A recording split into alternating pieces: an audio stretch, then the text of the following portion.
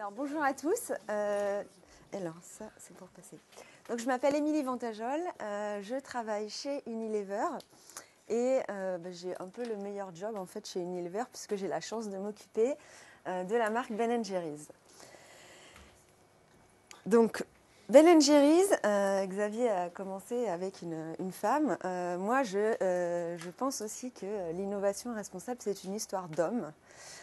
Et donc je vais vous raconter une histoire. Et donc, comme toute bonne histoire, ça commence par « Il était une fois ». Deux hommes, deux Américains, Ben Cohen et Jerry Greenfield, qui sont nés en 1951 à Brooklyn et qui se sont rencontrés sur les bancs de l'école dans les années 60, en 1963 pour être exact. Alors, ils se sont découverts, ces deux élèves, deux points communs.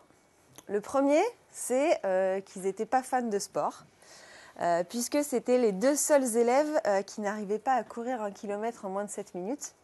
Et pour la petite histoire, Ben s'évertuait à dire au prof de sport que s'il n'y arrivait pas la première fois, de toute manière, il était fatigué de la deuxième, donc il n'y avait pas plus de chances qu'il y arrive, et encore moins la troisième, et encore moins la quatrième. Et leur deuxième point commun, c'est que c'était deux gros gourmands. Ils l'ont toujours gardé. Donc après leurs études, en fait, ils sont partis chacun de leur côté. Ben a étudié la poterie, la musique. Jerry, lui, a essayé à maintes reprises, a tenté de réussir l'examen d'entrée en fac de médecine, mais ça a été échec successif, échec sur échec. Donc en gros, ce n'était pas une réussite. Et puis ils se sont retrouvés dans les années 70 et ils ont décidé de s'associer, puisque c'était quand même deux bons camarades. Et donc ils ont hésité à lancer. Ils voulaient créer leur petit business. Ils ont hésité entre des pizzas, des bagels, ces fameux pains new-yorkais, pains ronds. Et puis ils sont tombés sur une annonce qui était la suivante, qui proposait d'investir, c'est un grand mot, pour 5 $, un investissement pour des cours par correspondance pour apprendre à fabriquer de la glace. Donc quelques mois plus tard, c'est avec leur diplôme de fabricant de glace et 12 000 $ en poche, dont 4 000 € empruntés, qu'ils décident de racheter une station d'essence complètement désaffectée pour ouvrir leur première boutique en 1978 à Burlington. Burlington. Alors, c'est où Burlington ? C'est dans le Vermont. Donc, pour vous donner un peu l'état d'esprit de nos deux fondateurs, le Vermont, c'est juste le pays le plus froid des États-Unis. Donc, pour monter un business de glace, ça vous donne un peu le côté crazy des deux mecs. Donc, tour à tour, ils vont tout faire. Hein. Alors, ils se complètent plutôt bien parce que Jerry, lui, est derrière les congélateurs en train d'inventer les glaces, de mélanger les spirales de guimauve avec les sauces au chocolat, de faire les glaces, de les mettre dans le pot. Et Ben, lui, parcourt les routes pour faire connaître la glace et vendre sa glace dans les restaurants.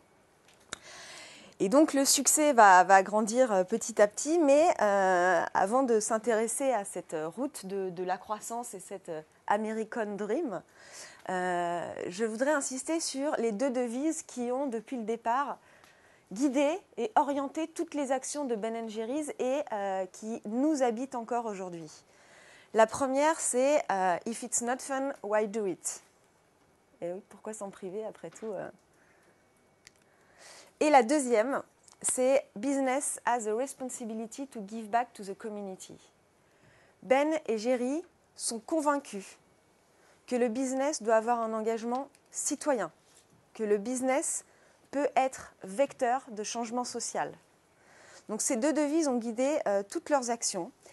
Et ce qui théorise la philosophie de vie, de croissance de Ben & Jerry's, c'est un modèle de values-led sourcing qui s'appelle la Three-Part Mission. Alors, la Three-Part Mission, c'est tout simplement 3 piliers. Ça fait écho au développement durable, mais ça, c'était bien avant. C'est une philosophie produit avant tout, parce que c'est une entreprise de crème glacée. Donc, une philosophie produit qui consiste à fabriquer et commercialiser les meilleures glaces possibles. Donc des bonnes glaces avec des gros morceaux, généreuses.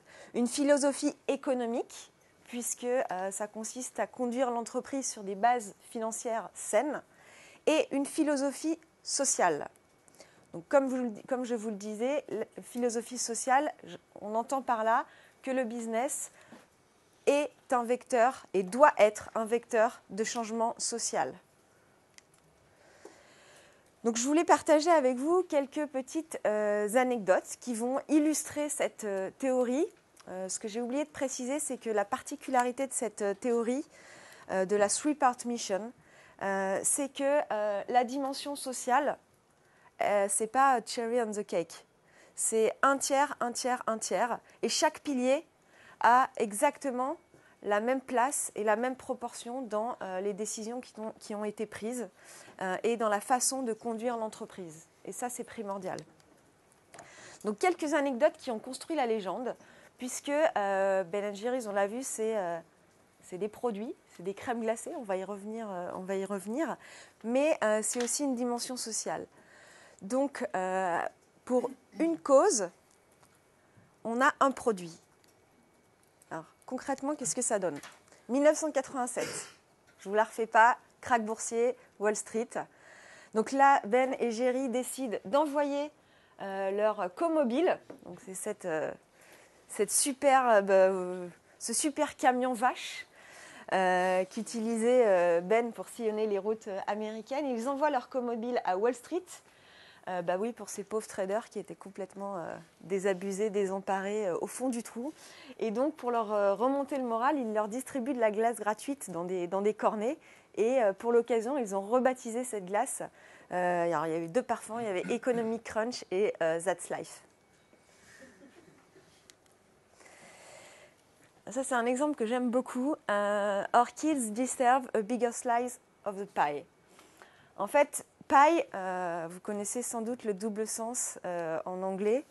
Pie, c'est la fameuse tarte, l'apple pie, la tarte gourmande, mais c'est aussi le graphique, le fameux camembert, cette forme de graphique.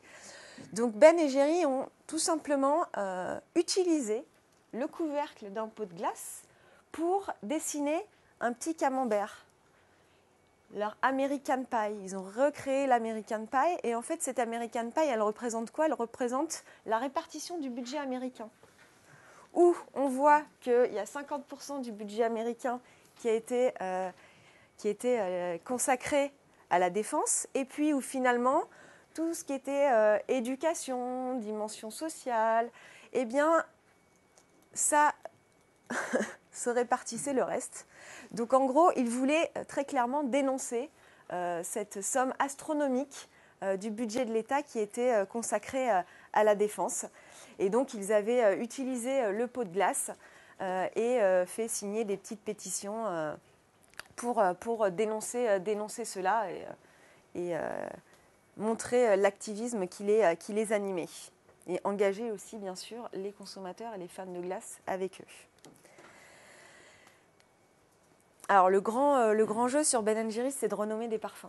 Il y a un parfum qui est assez bon, qu'on n'a pas en France, mais qui existe aux États-Unis lors d'un de vos prochains voyages. Je vous le conseille, il s'appelle Chubby Hubby. Chubby Hubby, c'est devenu Hubby Hubby. Tout simplement pour montrer l'engagement de Ben & Jerry's en faveur du mariage gay. Alors, si on revient sur les grands moments de l'histoire, 1978, on l'a vu, première boule dans cette boutique à Burlington. 1979, on aura l'occasion d'y revenir. Premier anniversaire, fricandé, glace gratuite pour tout le monde. Ils étaient tellement surpris d'être encore en vie au bout d'1 an d'existence, parce que ce n'étaient pas 2 gestionnaires hors pair, il faut le dire quand même, qu'ils se sont dit qu'ils remerciaient tout le monde et c'était open glass ce jour-là. 1981 qui accélère la croissance, le Time a élu les glaces Ben & Jerry's les meilleures glaces du monde. La première sortie des frontières, c'est en 1994 en Angleterre, puisque on l'a vu, il y a une philosophie économique Et cette durabilité, elle passe aussi par une croissance au-delà des frontières américaines. On aura l'occasion d'y revenir. Et ensuite, en 2000, donc là, point aussi marquant de cette histoire, c'est le rachat de Ben & Jerry's par Unilever. Ah, c'est pas la fin de l'histoire, je vous rassure. Alors, comment ça s'est passé? Je voudrais un petit peu insister sur cette partie, parce que ce rachat, il ne s'est pas fait en 2 jours. Vous avez pu comprendre là, un petit peu l'histoire, la philosophie de Ben & Jerry's avec ces 2 two real guys, comme on les appelle, qui sont d'ailleurs toujours en vie et toujours aussi crazy et toujours aussi passionnés. Ce rachat, il ne s'est pas fait en 2 jours. Non, il a mis 3 ans à se faire bien. Pourquoi? Parce que Ben et Jerry avaient vraiment à cœur que ce modèle de value-led sourcing, que tout l'ADN de la marque, que les valeurs qu'ils avaient insufflées, et que notamment Business has a responsibility to give back to the community perdure au sein d'Unilever. Donc, il y a eu beaucoup de discussions et il y a eu un accord qui a été trouvé, un compromis, un modèle de cogestion qui est aujourd'hui unique chez Unilever.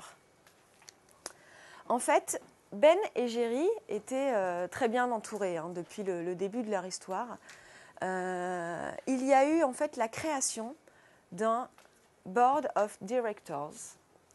Ce Board of Directors, en fait, était en charge de préserver l'ADN et l'intégrité de la marque Ben & Jerry's, d'un point de vue des valeurs. Ils se sont dit, OK, Unilever, vous allez gérer la partie financière, opérationnelle, logistique. Et c'est d'ailleurs la force de frappe à ces niveaux-là d'Unilever qui a permis l'essor de la marque en Europe et plus particulièrement en France, puisque la chaîne du froid, c'est très exigeant et donc cette grosse machine avait l'assise pour développer ça. En revanche, on impose un contre-pouvoir, une sorte de Sénat, qui est le board de directeurs, qui doit être impliqué dans toutes les décisions qui concernent la marque, toute nouvelle campagne de communication, tout nouveau produit. Donc ce board de directeurs, il est composé de membres très très très indépendants, comme j'ai l'habitude de dire, et leur mission donc c'est de préserver l'ADN de Ben & Jerry's. C'est tout simplement un groupe de personnalités, mais des personnalités que j'ai eu la chance de rencontrer, qui sont juste persuadées d'une chose, c'est qu'elles pensent que les choses peuvent changer et sont vraiment motivées pour que les choses bougent et fassent la différence. Donc, je vous propose de vous faire rapidement un petit aperçu de ces personnes-là, de leur parcours. Donc Jeff, lui, a été tout au début de l'aventure Ben & Jerry's. Il mène des campagnes dans les écoles pour qu'il y ait un enseignement de qualité qui soit mis en place et lutte contre la discrimination sociale. Pierre, qui lui a une tonne d'activités, mais qui est entre autres membre d'un conseil d'une association à but non lucratif qui est basée au Kenya et qui aide les individus à sortir de la pauvreté. Jennifer, qui a plus de 40 ans d'expérience, elle, dans le domaine du développement économique, des communautés, de la promotion de politique et politique urbaine. Jostein, qui est notre CEO actuel, le CEO de Ben & Jerry's dans le monde, qui, je cite, historiquement, cette compagnie a été et continue d'être pionnière dans la poursuite de défis pour montrer comment une entreprise peut être un catalyseur positif pour rectifier les inégalités inhérentes à l'environnement économique mondial. Donc c'est très aspirationnel d'avoir un CEO qui est convaincu de ces valeurs. Terry, qui est entre autres l'un des fondateurs du fonds d'investissement social Calvaire. Anuradha, qui est une spécialiste en fait, de renommée mondiale sur les questions notamment ayant attrait au commerce, au développement et surtout aux droits de l'homme et de l'agriculture, qui a été primée de nombreuses fois. Kees Van de Graaf, qui est l'ancien président d'Unilever Europe et à qui on doit en fait le fait qu'aujourd'hui notre usine en Europe, qui est située en Hollande, et fonctionne 100% à l'énergie verte, ce qui est là aussi unique. Et il s'est battu pour ça, même quand il était à la tête d'Unilever.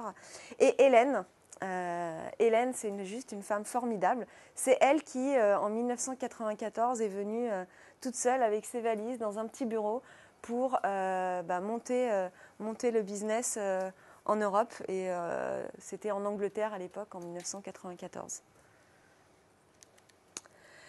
Donc ces Heroes for Ice Cream et Hungry for Justice sont là donc pour perpétuer et développer la mission sociale de Ben & Jerry's en encourageant ces actions autour de la mission sociale et aussi en garantissant que les glaces Ben & Jerry's sont les meilleures glaces possibles, faites de la meilleure façon possible. Alors, faire les meilleures glaces possibles de la meilleure façon possible, qu'est-ce que ça veut dire? Alors, les meilleures glaces possibles, c'est déjà... Ça va, il n'est encore pas trop tard, sinon ça donne faim. Des recettes ultra gourmandes, généreuses, avec beaucoup de lait, de crème, des morceaux gigantesques de noix, de brownie et des spirales de caramel, chocolat, en tout genre.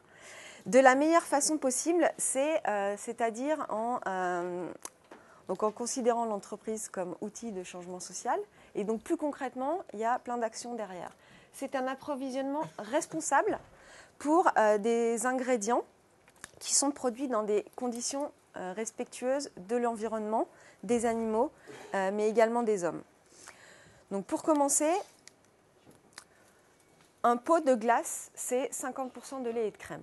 Donc l'ingrédient majeur, c'est le lait. Pour le lait, on a mis en place un programme d'agriculture durable, donc un programme de lait durable qui s'appelle le Caring Dairy, qui a été initié en 2003 sous forme de test et élargi en 2007.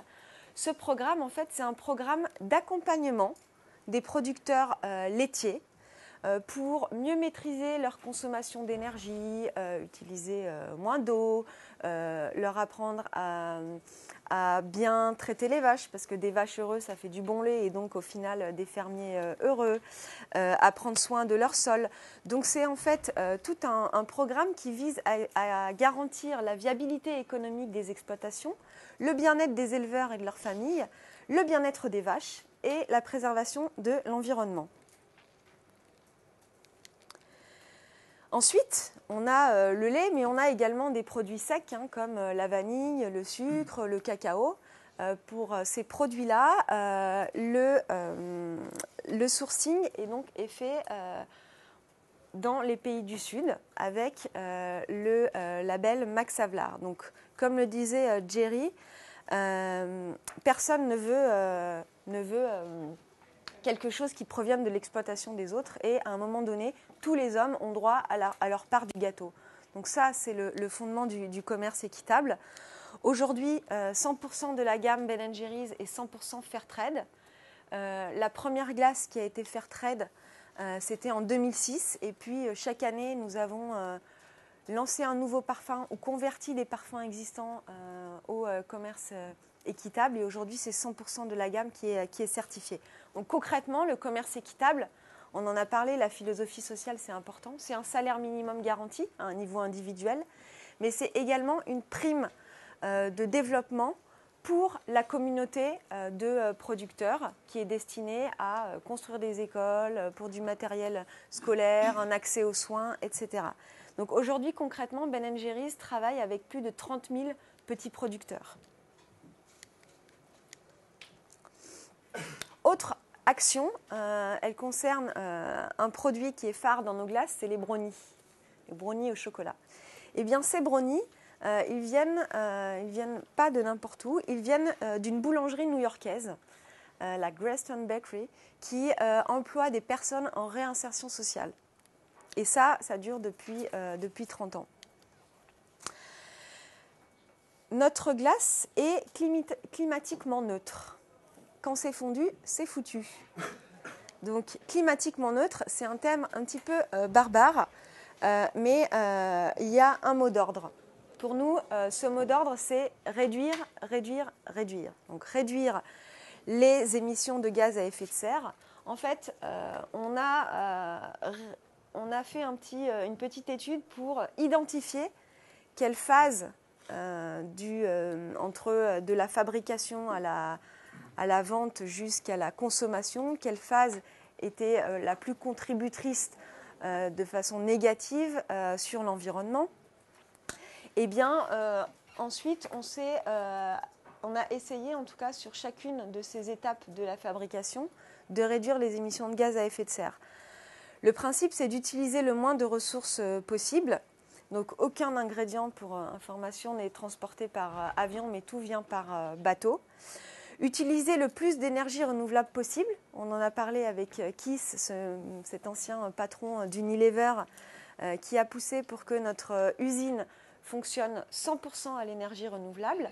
Et bien sûr, comme dans toute activité, il y a toujours encore des résidus. Et donc, l'objectif, c'est de compenser cette partie résiduelle des émissions de gaz à effet de serre. Des congélateurs moins énergivores et plus propres. Le Free Day, on en a parlé aussi, c'est cette journée de la glace gratuite. Nous, à un niveau France, on a voulu aussi engager nos consommateurs en leur disant super, on va vous donner de la glace gratuite, mais faites un petit geste et on vous encourage, vous aussi, à vous engager à nos côtés. Ben & Jerry's est une marque engagée, mais engagez-vous lors de cette journée et donnez vos vêtements dans la benne à Jerry. Donnez vos vêtements au profit d'Emmaüs et en échange, vous pourrez participer à une soirée open glass, open bar avec des super DJ. Donc ça, c'est typiquement une initiative locale qui dure depuis 2 ans en France et que nous continuons. Ben & Jerry's est aussi une source d'inspiration pour Unilever. Donc on n'a pas la prétention de dire que c'est grâce à Ben & Jerry's que Unilever est comme ça aujourd'hui et je vais vous en parler tout de suite. Mais en tout cas, Ben & Jerry's est la preuve que comportement responsable et succès commercial peuvent coexister. Et ça, je pense que c'est très important, même au sein d'un grand groupe comme Unilever. Aujourd'hui, on est fiers d'appartenir à Unilever. On a une belle vision qui a été annoncée en 2009 par notre patron. Qui, en fait, je le cite, qui dit qu'en conduisant chacune des petites actions au quotidien, nous contribuons positivement à notre monde. En développant de nouveaux modèles de croissance, nous voulons doubler la taille de notre société en réduisant notre impact environnemental. Et ça, c'est quand même super aspirationnel quand on travaille au quotidien dans une entreprise comme celle-là, croyez-moi, parce que ce n'est pas que des mots, mais ça s'est traduit aussi en véritable plan d'action, un plan pour un mode de vie durable, qui est purement la traduction de cette nouvelle vision qui nous habite tous, quels que soient nos métiers, de la logistique et la finance, ce n'est pas seulement qu'une histoire de marketing, qui nous habite tous aujourd'hui. Donc ce plan de développement durable, il est basé sur 3 piliers. L'amélioration du santé et du bien-être, la réduction de l'impact sur l'environnement et le soutien au développement économique. Pour être très concret, on s'est fixé 3 ambitions à 2020. La première, sur le premier pilier, c'est aider 1 milliard de personnes à améliorer leur hygiène et leur bien-être. Diviser par 2 l'impact environnemental de nos produits. Et nous approvisionner en matière agricole à 100% issues de l'agriculture durable. C'est ambitieux, mais on est en bonne voie. Il y a des choses qui sont déjà amorcées. Pour vous donner quelques exemples concrets, Lipton, qui est certifié donc, Rainforest Alliance et qui donc s'approvisionne uniquement en thé responsable. Ou encore Knorr, qui a lancé une gamme bio et un programme cultivé pour l'avenir. Amora, dont les œufs sont des œufs qui proviennent de poules élevées en plein air uniquement. Ça ne concerne pas que l'alimentaire, la lessive aussi. Nous avons lancé des lessives liquides, donc la gamme petit et puissant ultra concentré. Donc c'est moins de packaging, moins d'emballage, donc moins de transport, des lavages aussi possibles à basse température, donc des vraies actions concrètes. Ou encore l'éco-conception des emballages, comme vous pouvez le voir ici, des déodorants aux assouplissants en passant par le thé ou encore la lessive. Donc voilà, sur tous nos produits, toutes les catégories, ce plan est un plan véritablement d'action. Donc j'espère que ça vous aura éclairé, ou donné en tout cas un autre aperçu de Ben & Jerry's et d'Unilever. Merci. Merci.